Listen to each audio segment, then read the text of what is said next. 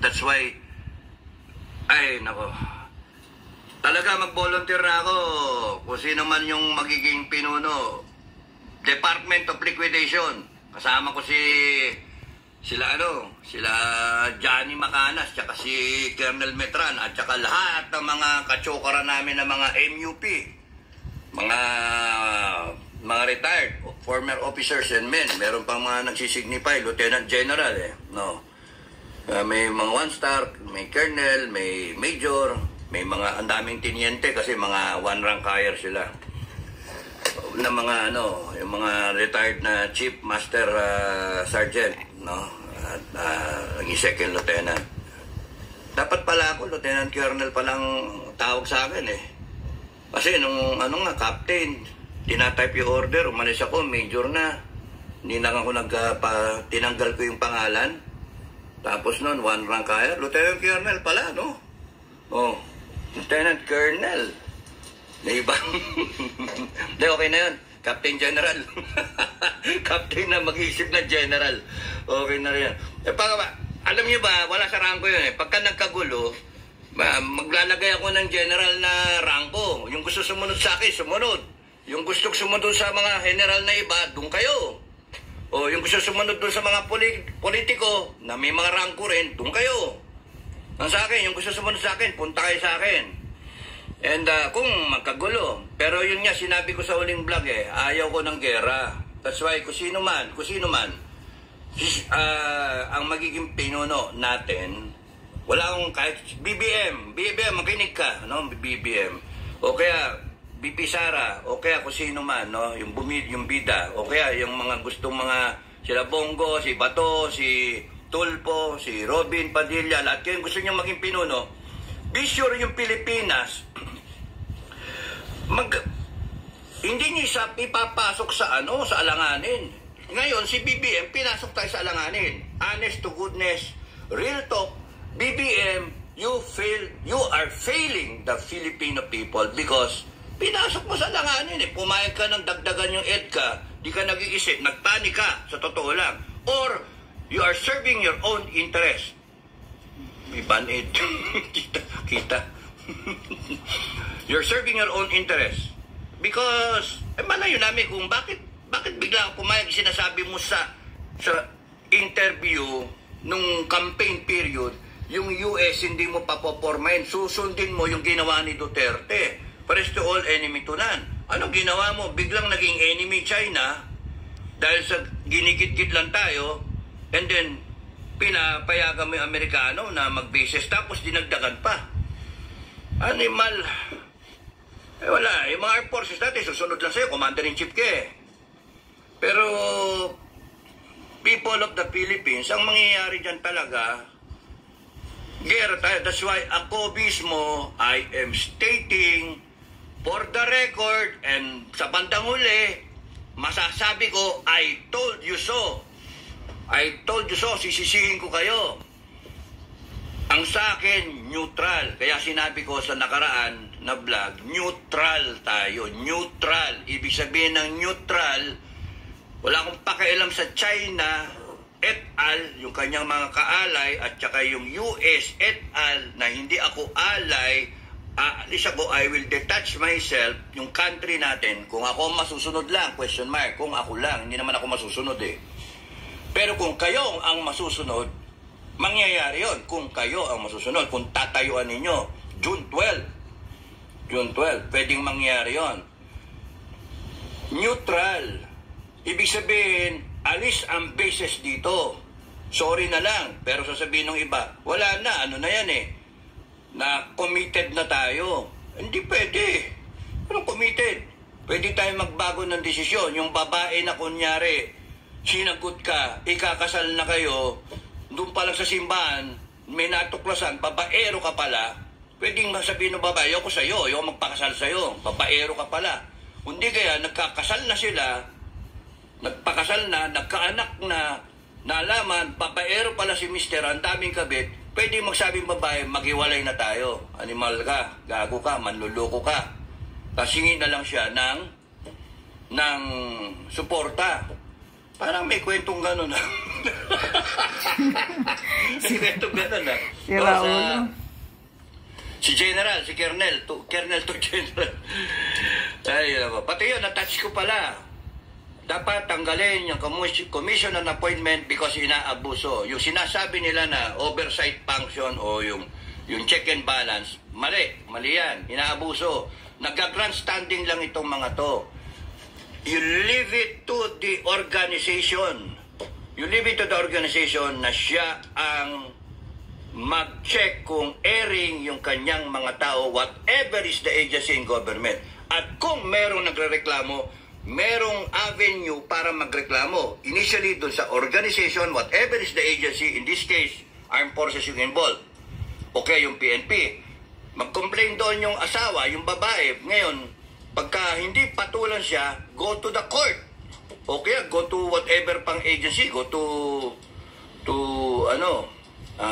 the president. But not the Senate, not the Commission on Appointment. The Senate and Congress primary duty is to pass laws in its kung yung kanyang Congress, yung tenure nila. Kung ngayon, nila na ba ngayon? 19 Congress. So, kung yun yung time frame nila, dapat ipasan nyo lahat ng batas. Eh, ang nangyayari, pinapakialam na yung tiyatsa, at dami pang batas na nakabinbin. In aid of legislation, pati si Bantag, Tebes, Kibuloy, sorry, Pastor, eh, biglang inaano pa nila, inaaras. And then, SMNI. Ano kayong klaseng... Kaya nga ako, pabor ako. Sorry sa inyo, pero ako mismo, pabor ako, isara kayo yung tindahan ninyo. Senate, Congress, gusto ko, isara kayo. From my point of view, huwag kayo susunod sa akin, mga Pilipino, kasi ang sama na iniisip ko, isara ang Congress at Senate. Yun ang iniisip ko. Pero kung naniniwala sa akin tao, ibig sabihin talagang walang niya ang Senate at Congress. Kasi sa dami ng maniniwala... Susunod ako, isarado natin ang Congress at Senate. Bilang ni araw ninyo. Mga magnanakaw ang nandoon. Huwag kayong sasagot ng mayabang kayo. Wag nyo mga kurap, lalo na sa kamara. Nyo ako, mumurahin ko kayo in front of TV. Mumurahin ko talaga kayo, babastusin ko kayo. You have no right to be called honorable officers o officials of government. You have no right. Sa totoo lang. Lahat kayo, Resolution 10, ayun sagutin. Taong bayan, naiinis rin nyo. Kaya nga tama lang, nararapat lang, isara kayo. Correct. Kung ako, susundin lang ako ng milyon-milyon na Pilipino, isasara ko kayo talaga. Isarado natin ang Congress at Senate. Pagka kayo umabla pa, mararamdaman ninyo, kung mayabang kayo, mararamdaman ninyo yung mas mayabang na taong bayan. Yung galit ng taong bayan, ipaparamdam sa inyo. Tama. At kung mawala kayo, hindi kami aasa sa inyo para maipasa yung mga batas. Ang mangyayari dyan, kami mismo, magdedeklara kami sa tamang takdang araw, sasabihin namin, we are instituting or we confirm that we are bringing back the death penalty law. Ito yung batas na gusto especially namin, the corrupt and it will be an politician. Date penalty at talaga death penalty sila. We will rescind whatever was rescinded and we're going to bring back what was rescinded. So paano yung rescind? Tinanggal niyo yung batas na death penalty with another law. Ngayon tatanggalin namin yung law na yon at ilabalik namin yung modified na death penalty law, which includes corruption talaga, plunder, lahat kayo. Lahat kayo, hatulan ng kamatayan yan. Ilagay kayo sa house arrest. Kung ako lang masunod, ilagay kayo lahat sa house arrest. Pagka magyayabang pa kayo, sige, subukan nyo, pakulong ako, sige lang. Anong ginagawa ko? Nagsasalita lang ako. Ngayon, pagka nagalit ang taong bayan, lalo kayo madadali. Ako hindi natatakot sa inyo kasi nga mali kayo. Kami nasa tama. People of the Philippines, Constitution na binabago ninyo. Ito lang kayo, Government of the Republic, pinakamatas niya, Presidente. Mali rin. Tapos nun, Senate, Congress, Legislative. Magkakapatay kayo ng judge, judiciary. Ba't kami matatakot sa inyo? Kaya nga. You get your power from the Filipino people. Correct. Kami ang nagluklok sa inyo. Yun ng iba nating kababayan. Kaya kayo, dapat explica ninyo. Yun nga Hindi na ako mag-explika. Daming Nagsabi mga na ako, nagsalita mamamayang na ako, Pilipino ayaw walang nila, ibig alam sabihin din. niya, gusto niyong Pilipinas, bulok na Pilipinas, and I will just remain silent. Kung ayaw ninyo, huwag nyo. Ganun lang sa akin. Sama-sama tayo, Captain. Well, I will be stressed. Eh, anong gagawin ko? Lalaban ako? Lalaban tayo. No way. Even yung mga retired na nagsasabi sa akin, Sir, kilos na tayo, sir. No. Wala. Hindi tayo kikilos hanggang di kumikilos yung taong bayan. Dapat it has to be that way. Yes. Something na Taong dapat bayan, ganun kumilos ang kayo, mangyayari. sama-sama Kung tayong ayaw lahat. kumilos ang taong bayan, walang kikilos sa MUP, walang kikilos sa Armed Forces of the Philippines, saka sa PNP, walang pakialam kami. Because kami, nanonood, tinitignan namin. Kung majority ng taong bayan ay pikang-pika na, ipakita ninyong pikang-pika kayo. Pero, hindi yung violente. Maling-mali yung lulusubin yung Malacanang. That's why I am always saying, advising, wag niyong lulusubin ang Malacanang. Lusubin yung Malacanang kung di kayo nayari eh. Kaya walang tapang-tapangan.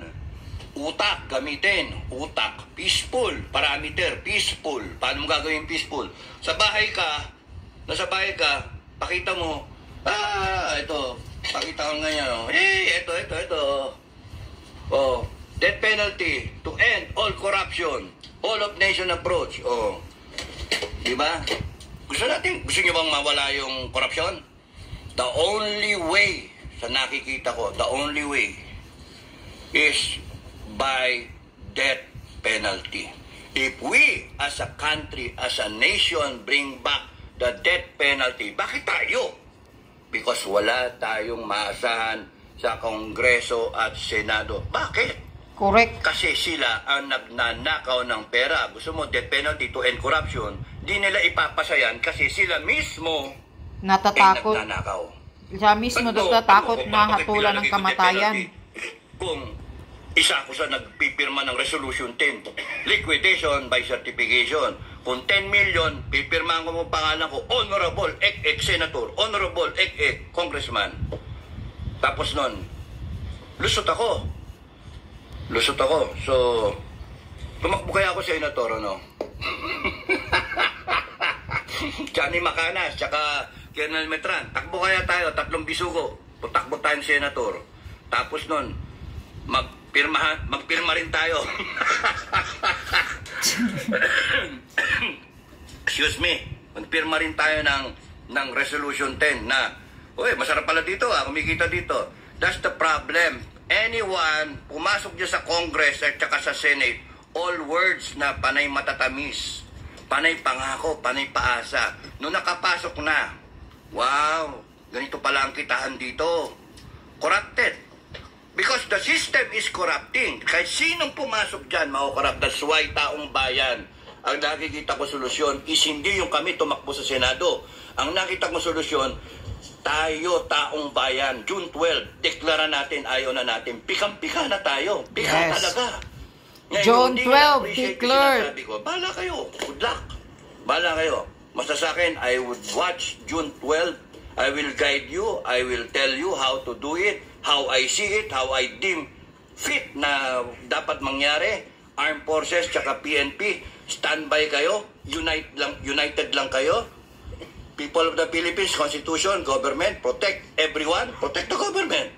You are protecting the government from the Filipino people na galit. How will you do that? Tanggalin niyo yung government. Sundan yung Filipino people because the Filipino people will declare ayaw na namin. Yes. Ngayon niya, sinasabi na ayaw na namin. May mga nagsasabi na, nagko-comment. Have to declare. June 12 pa. Kasi Yan. nga, para kayo, sundan nyo na lang ako kasi Yes. lalabas Captain, ka ba sa gera na we sasampo follow ang you. kakampi mo? Kakampi tayo. Lalabas ka ba, pupunta ka sa battlefield? Correct. Ang kaharap mo Taong bayan.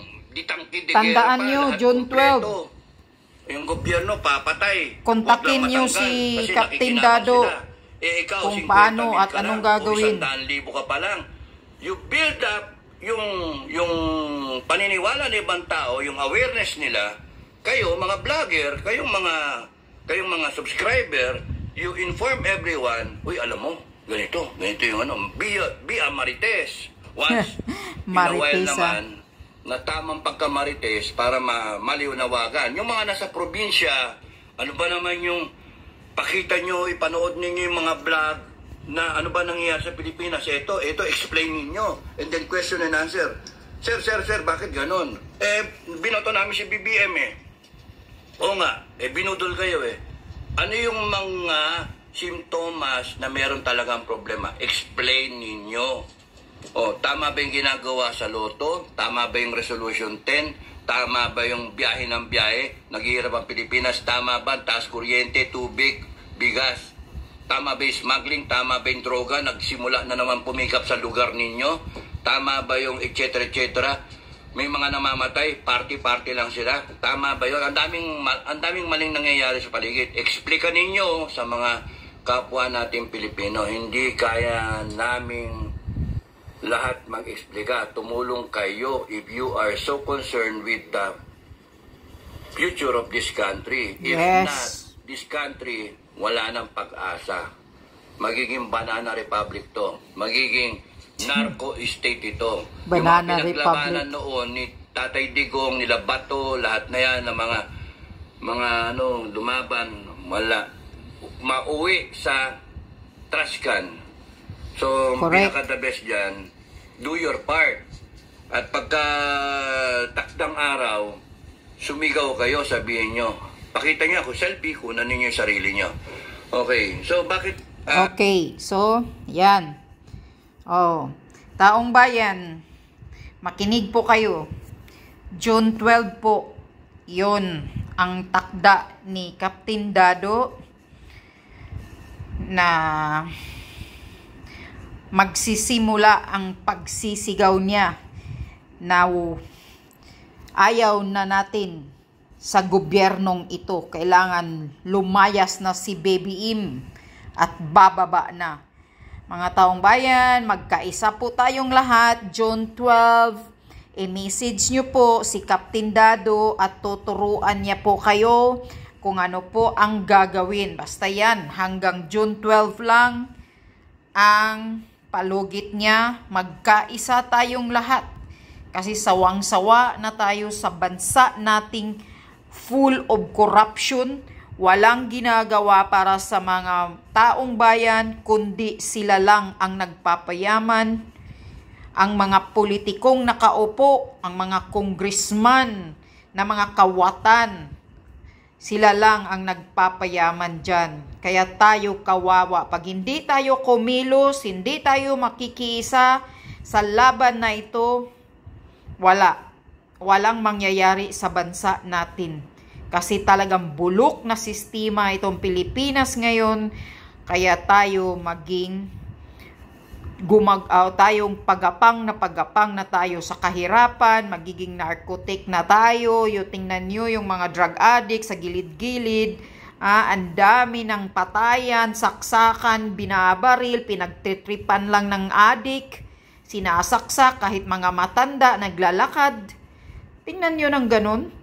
Walang peace and order si BBM na sinasabi na kontrolin. Walang utos. Walang salita sa peace and order, walang salita na sugpuin ang droga, sugpuin ang mga killer, wala. Pinabayaan niya lang. Dahil isa siyang bangag. Yun. Yan, mahirap talaga kasi sabi pa ni Attorney Glinchong, babalik ko na naman yung sinasabi ni Attorney Glinchong. Kaya pala, kuting, BBM, under disaya ka ni Lisa Smag, hawak ka ni Lisa Smag sa liig. Dahil according sa sinumpaang salaysay ni Attorney Glinchong, minamanipula pala ni Lisa, asawa mo Marcos, ang buto mo, manipula ang Smartmatic, bayad, at minamanipula ang institusyon para lang makaupo ka. Ang galing-galing ng asawa mong mafia. According kay Maharlika, mafia, sindikato, extortionista daw yung asawa mong Lisa Butod. At yan ang sabi ni Attorney Glenn Chong na talagang siya ang witness sa lahat ng kademonyuhang ginagawa ni Lisa during election. Kaya pala, underdesire ka, BBM, ng asawa mo. Kahit suntok-suntokin ka, wala kang palag. Dahil pinaupo ka lang pala dyan bilang isang tuta. Gawa lahat ni Lisa pala. Talagang inutil kang pagkatao, BBM. Sobrang inutil mo, Marcos. Resign. We don't like you and we hate you. Resign. Hindi na kami, wala kaming respeto sa'yo. Hindi ka kagalang-galang na presidente para sa amin. Wala kang ginagawang maayos na kabutihan para sa taong bayan. Pinabayaan mo ang left and right na korupsyon. Criminality, daming nangyayari sa kalsada. Wala kang pakialam, wala kang puso. Presidenting bangag. Yan. Hindi ka nga makapag-drug test Yung challenge ni PRRD na magpa-drug test ka. Bakit hindi mo magawa? Kung anong mga excuse ang mga mo. Isang halata, isang ebidensya, example na yung pagsagot mo doon sa press na interview sa iyo sa Australia na nautal-utal ka. Tandaan mo yan. Di mo ba narinig yung sarili mo, BBM? Yung interview sa iyo ng na doon sa Australia na nautal-utal ka, napatawa-tawa ka pa pag tinatanong ka ng Flander about sa pamilya mo. Di ka ba nahihiya doon? Kapal ng mukha mo. Nauutal-utal. Kahit sabi pa ni Maharlika, binibigyan ka na daw ni Lisa ng ng rehearsal. Mayroon pang nag-tutor sa'yo. Tapos nauutal-utal pa. Ganyan. Alam nyo, taong bayan, ang taong wala sa puso, wala sa utak, yung mga ginagawa, tapos bangag pa, talagang ganyan ang epekto. Mahina ang pag-catch up sa mga tanong. Kaya nauutal-utal. Bubo pa. Yan. Pag ang utak mo talaga ng tao na puno na ng toxic. Puno ng toxic ang utak. Bangag. Puno ng alcohol. Lango. Araw-araw, sabi ni Maharlika, lalo ng asawa, ganyan ang utak. May sira na, hindi agad maka-contract, makahuli ng question. Humihina, nawawala yung IQ. Ganun yun. Kaya,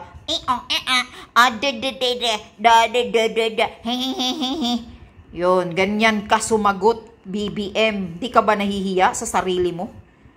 Kapal ng mukha mo.